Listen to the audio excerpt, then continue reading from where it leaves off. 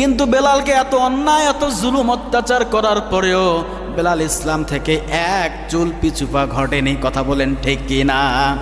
আর এখন আমাদের একটা প্যাকেট সিগারেট, একটা পান আর একটা চা, একটা পুরি ধরালেই এই আপনার ইমান বিক্রি হয়, এইখান থেকে এই জায়গায় চলে আসে। কথা বলেন ঠিক কি না?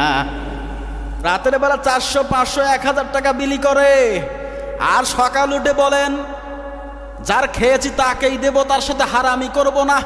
আপনার ইমান তো 1000 টাকায় বিক্রি হয়ে গেছে আগেই, এক রাতের মধ্যেই। কথা বলেন ঠিক কিনা?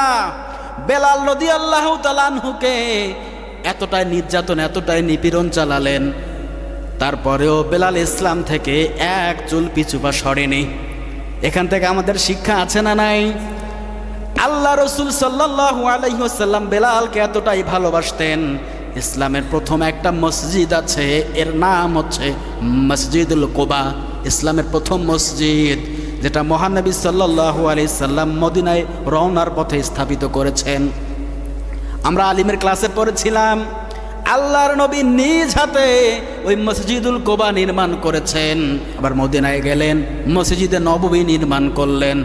ইসলামের প্রথম মুয়াজ্জিন, প্রথম যিনি মুয়াজ্জিন ছিলেন ইসলামের, এর নাম হচ্ছে বেলাল রাদিয়াল্লাহু তাআলা আনহু। আল্লাহু আকবার।